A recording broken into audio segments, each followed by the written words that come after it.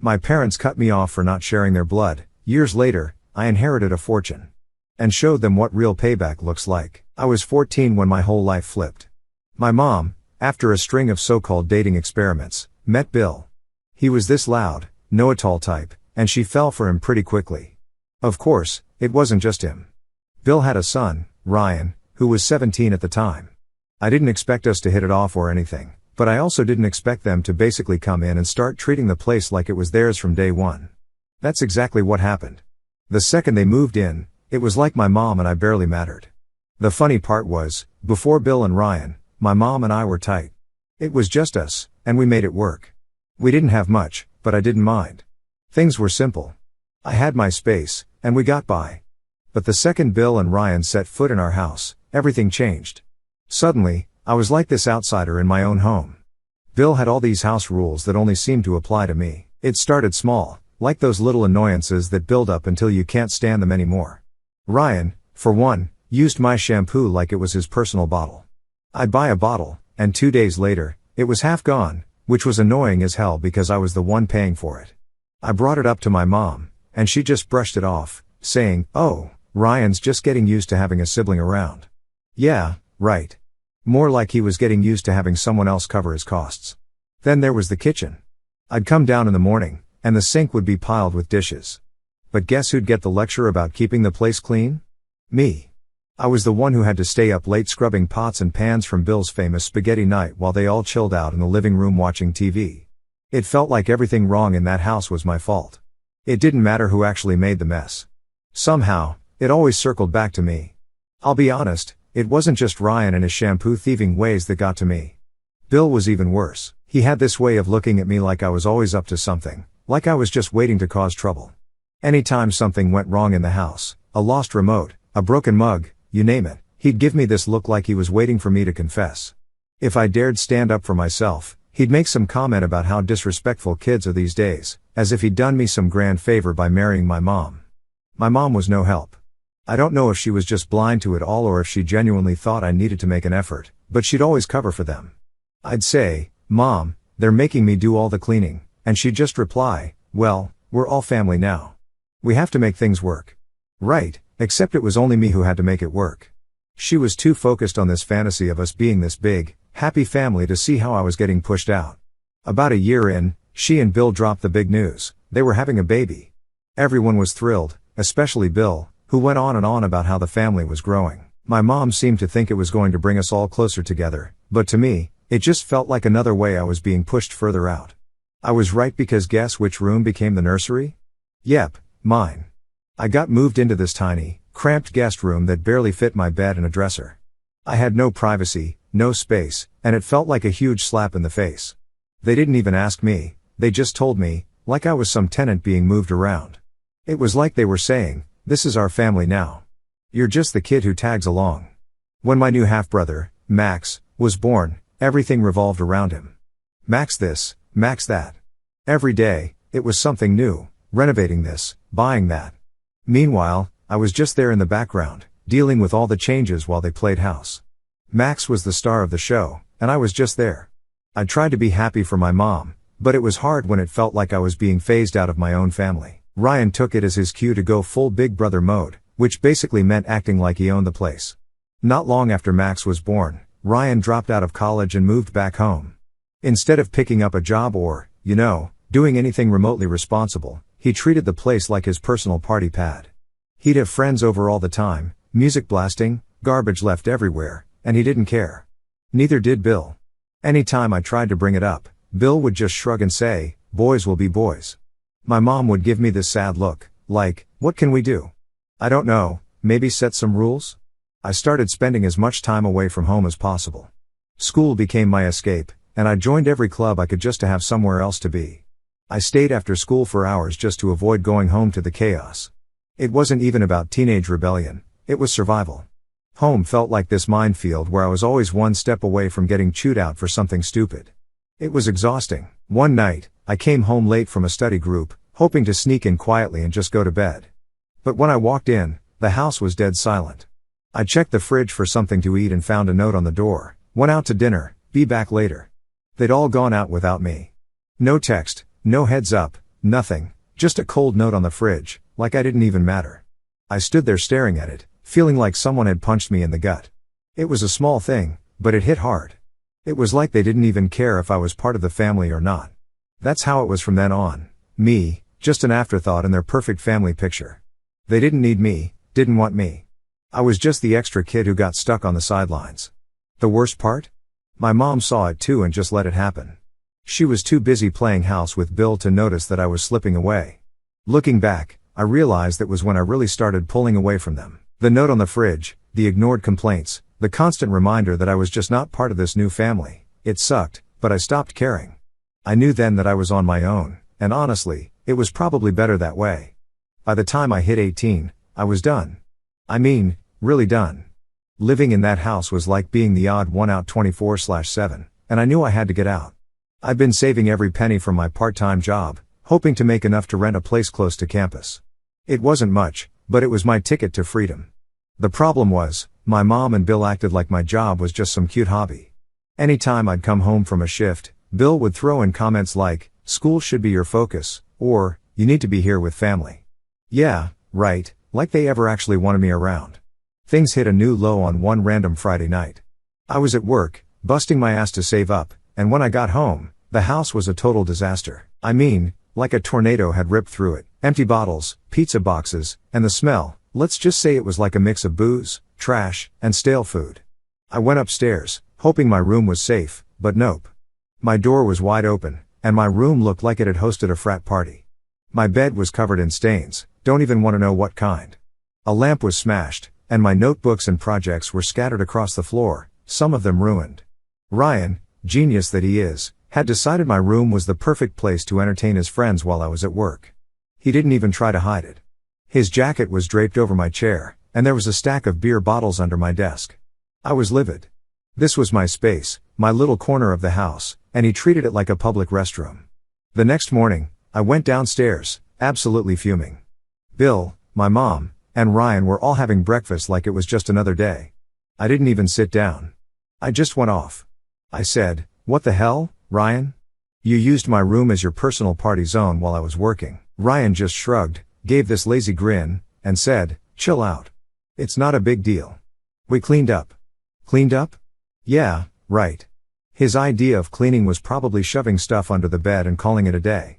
Then Bill piped up, saying, "You need to be more responsible with your belongings. If you don't want people touching your stuff, you should keep it locked up." Seriously? I was supposed to lock up my own bedroom in my own house because his kid had no respect for boundaries? My mom just gave me this sad look, like she wished I'd drop it. She didn't say anything, just sighed and mumbled, "Let's not turn this into a big deal." But it was a big deal. My room was trashed, and they didn't even care. After that, I started counting the days until I could leave. I was working extra shifts, taking on every possible hour I could just so I'd have enough to cover a deposit and a couple of months' rent.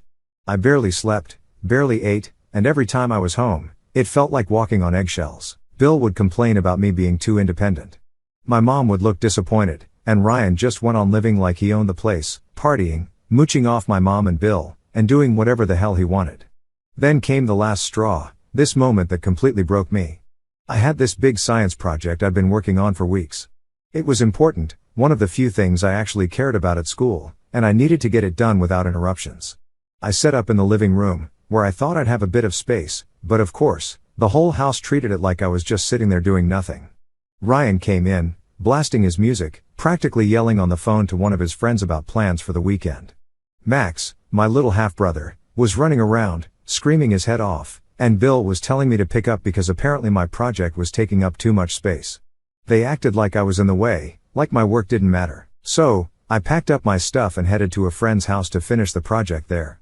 Her parents let me set up in their dining room, and for the first time in forever, I had some peace. That was when it hit me, my home life wasn't just bad, it was toxic. My friend's family didn't make me feel like a burden. Her parents just offered me space, no questions asked. It was a small thing, but it meant everything to me. I finally realized how screwed up my situation was. My own family treated me like an outsider, but here I was at a friend's place, actually feeling like I belonged. It was messed up. By then, I had enough money saved to start looking at apartments. They were small, old, and a bit far from campus, but they were mine. I could finally get out. I found a place that was affordable, put down the deposit, and planned my move. I wasn't even going to tell my mom and Bill until the last minute because I knew they'd try to talk me out of it or make me feel guilty. But part of me wanted them to see how fed up I was, to finally get it through their heads that they'd pushed me too far. One night after dinner, I sat them down at the kitchen table. My heart was pounding, but I was done with being scared or guilty. I looked them both in the eyes and said, "I'm moving out." Silence. My mom just stared at the table, and Bill actually laughed, like it was some big joke. He shook his head and said, "You think you're ready to live on your own? You barely even know how to manage yourself here." That stung, but I didn't let it show. I just said, "I've saved enough to cover the first few months' rent, and I found a place. I'm ready." Bill went off, calling me selfish, ungrateful, saying I was abandoning my family.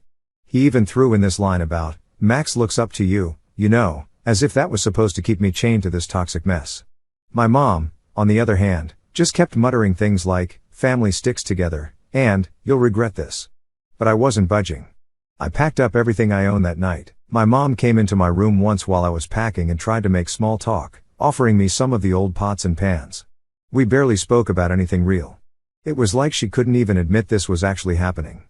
By morning, I was ready to leave, and when I walked out that door, I felt a mix of relief and sadness. It was hard, but I knew I was doing the right thing for me. When I finally locked the door to my new apartment, I felt this weird mix of freedom and fear. For the first time, I could breathe without worrying about Bill's moods or Ryan's messes. I could come and go as I pleased, eat when I wanted, and just exist. That first night was rough.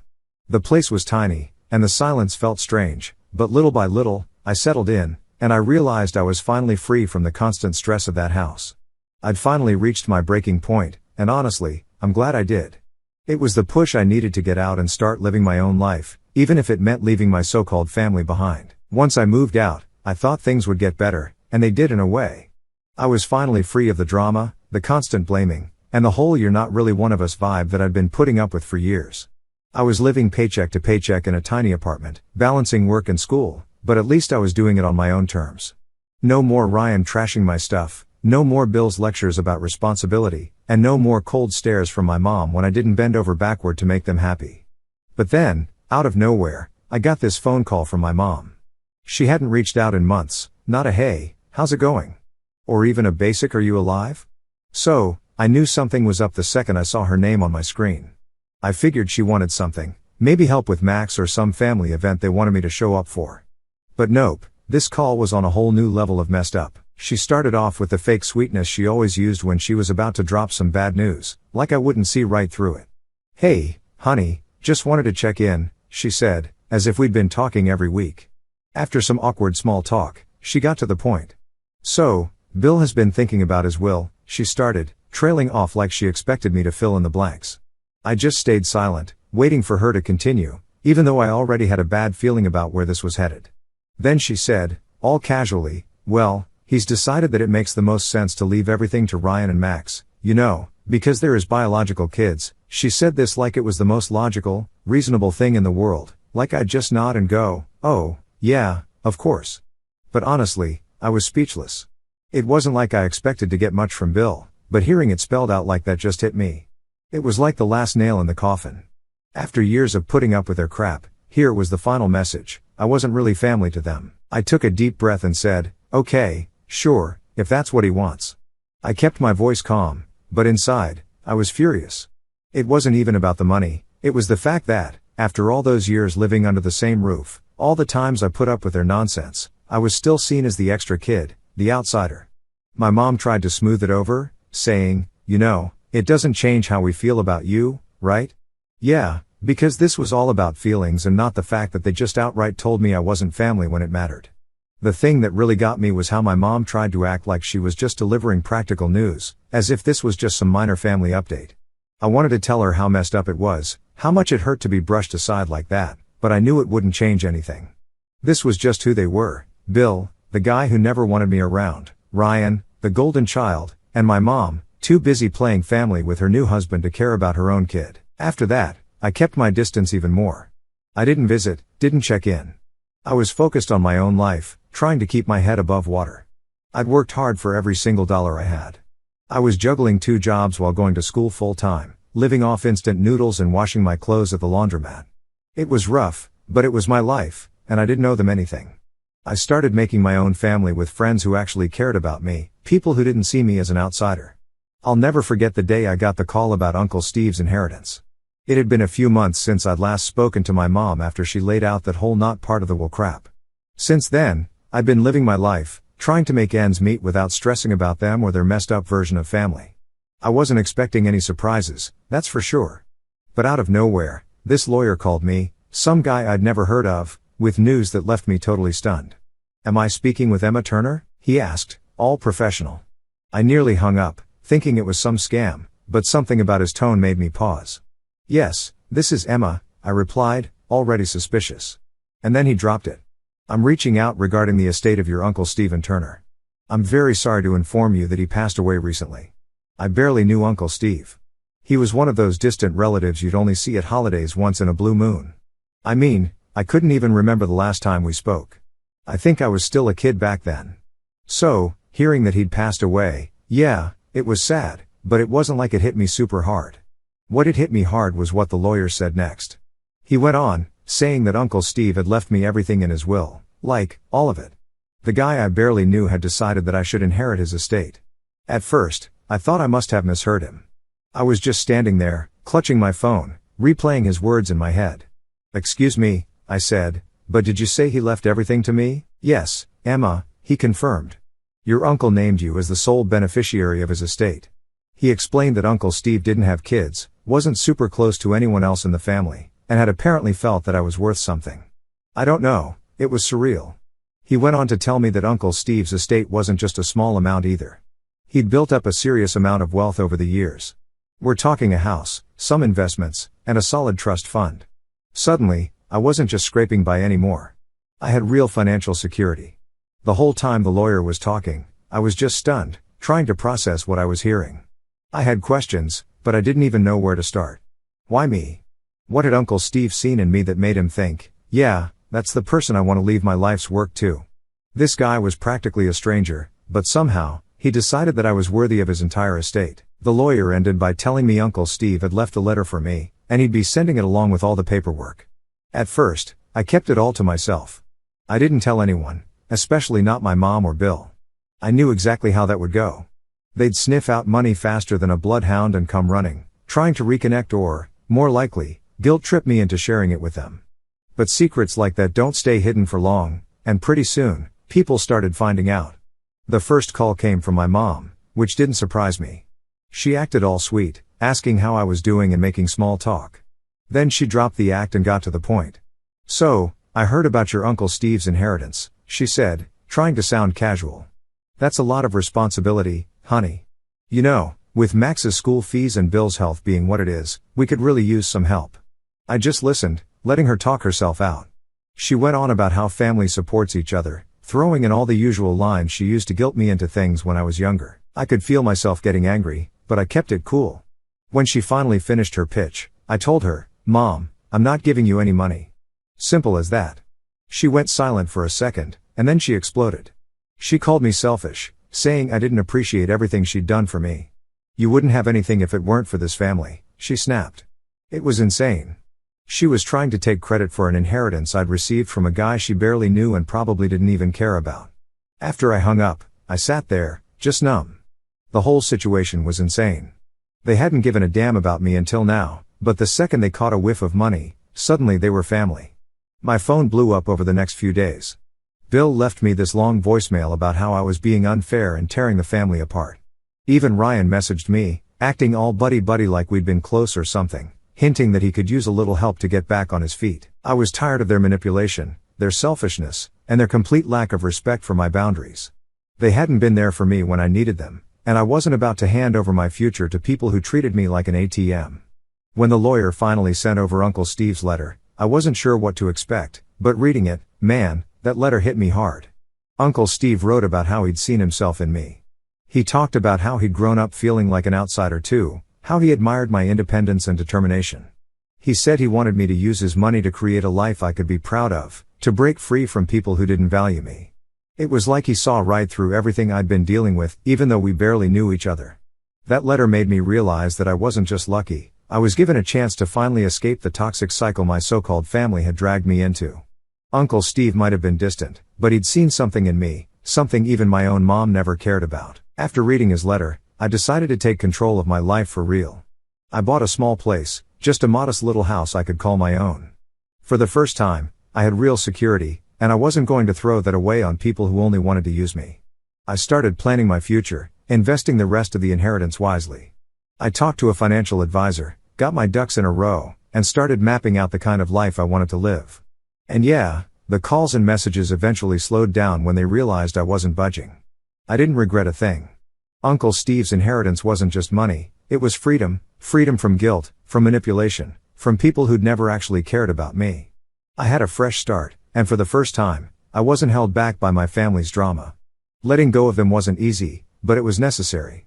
I had a chance to live life on my own terms, and I wasn't about to waste it. I thought cutting off my mom, Bill, and Ryan after the whole inheritance mess would finally be the end of it.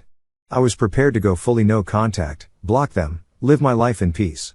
I had my own place now, was finally doing things for myself, and wasn't looking over my shoulder every time my phone buzzed, wondering what new demand or guilt trip they'd try to pull. I was done, or at least I thought I was. Turns out, these people were just getting started. A couple of weeks after I shut them down and refused to share Uncle Steve's inheritance, my mom reached out again. This time, it wasn't a phone call but a text. It said something like, "Let's meet up. We need to have a real talk for the family." She even threw in a little "love you" at the end, which, yeah, didn't exactly sit well, given everything that had gone down. But a part of me was curious. Maybe she'd finally realized how messed up everything was and was ready to apologize. Spoiler, I was way too hopeful. So, I agreed to meet her, but only in a public place. We picked a coffee shop close to my new place, and when I walked in, I could tell right away this wasn't going to be some heart-to-heart moment. She had that look, the one she always used to get when she was about to guilt me into doing something or pull some manipulation stunt. Right away, I knew she hadn't come to patch things up. This was going to be another ask. After a little small talk, where she barely asked anything about me or my life, she got straight to it. "Emma, this situation with Uncle Steve's inheritance has been really hard on all of us," she said, pausing like she expected me to nod along. I just kept a neutral face, waiting for her to get to the point. Then she said, "With everything going on, Max's private school fees, Bill's health, the house needing repairs, we're struggling, really struggling." I just nodded, waiting for it, because I knew where this was going. But she kept pushing. "Your family, Emma, and family helps each other. We did our best to raise you, and it's only fair you help us out now that you've got some financial stability." I could feel my blood boiling. Here she was, acting like they'd been this supportive, loving family my whole life, like they hadn't been pushing me aside, letting Ryan wreck my stuff, and cutting me out of any plans unless they could use me for something. And now that I was finally on my feet, they were here, hands out, expecting me to just hand over everything. It was unreal. She kept going on about how a little help could go a long way for them, how they were thinking of upgrading the house, even how she and Bill were considering a vacation to ease the stress they'd been under lately. A vacation. After all this, she wanted me to pay for a vacation for her and the guy who'd made my life hell. I couldn't take it anymore. I cut her off and said, "Mom, just be straight with me. What are you asking for?" She looked me dead in the eyes and, without missing a beat, said, "I expect you to write me a check for $1 million. $1 million. Like I was just sitting on piles of cash, ready to hand over. I actually laughed out loud, I couldn't help it. It was just that insane. "Excuse me?" I said, practically choking on my coffee. But she didn't even flinch. She looked right at me and said, "Well, it's only fair. Technically, that money should have gone to me since Steve was your father's brother.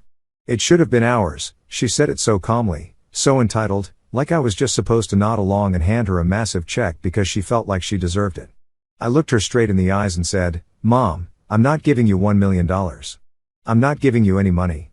Her expression went from entitled to furious in about 2 seconds flat. She started going off, calling me ungrateful, selfish, saying I was turning my back on my family. She went on, twisting everything to make me seem like the bad guy, like I was the one who'd somehow betrayed her. I just sat there, letting her rant. Eventually, I couldn't take it anymore, so I put a $10 bill on the table for my coffee, got up, and left. She was still going on as I walked out, but I didn't look back. I was done with this crap, done with her, done with all of it. But of course, that wasn't the end of it. A few days later, I started hearing from other relatives. Suddenly, my phone was blowing up with texts and calls from cousins, aunts, and uncles, some I hadn't heard from in years. Apparently, my mom had been telling everyone that I stole the inheritance, that I was refusing to share what was rightfully hers. She made me out to be this greedy, heartless monster who'd cut off her own family for money. The hypocrisy was unreal. Where were these people when I was struggling, trying to make it on my own? Where were they when I was getting kicked around at home, living as the outsider in my own family? Nowhere. But now that there was money involved, suddenly they all had opinions. I didn't even bother responding to most of them. I was tired of explaining myself to people who hadn't given a damn about me until there was something to gain. Then I got a message from Bill. He sent me this long, guilt-trippy text, going on about family values and how I should be putting the family first. I replied with one sentence, "Funny, you didn't consider me family when you wrote me out of your will." I thought that would be the end of it, but they went nuclear. A week later, I got a letter in the mail, an official-looking one. My mom was actually suing me. Yep, she'd hired a lawyer, or at least pretended to, and was trying to take me to court for a fair share of the inheritance. I couldn't believe it. My own mother was dragging me to court over money she had no right to. At first, I was scared, thinking I'd have to go through some ugly legal battle. But when I called my lawyer, he just laughed and said, "This case has no legs." Turns out, her lawyer was barely legit and didn't have a single solid argument. My mom had thrown everything at the wall to see what would stick, but there was nothing there. That lawsuit was the last straw. They'd tried guilt-tripping me, manipulating me, even taking legal action, all for money they never earned, money they didn't deserve. I blocked their numbers, unfollowed every relative who'd given me grief, and just moved on. Looking back, that inheritance wasn't just financial freedom, it was an escape. Uncle Steve gave me a way out, a way to cut myself off from these people who only saw me as a paycheck. I didn't need their approval or their version of family anymore. I'd finally found peace on my own terms.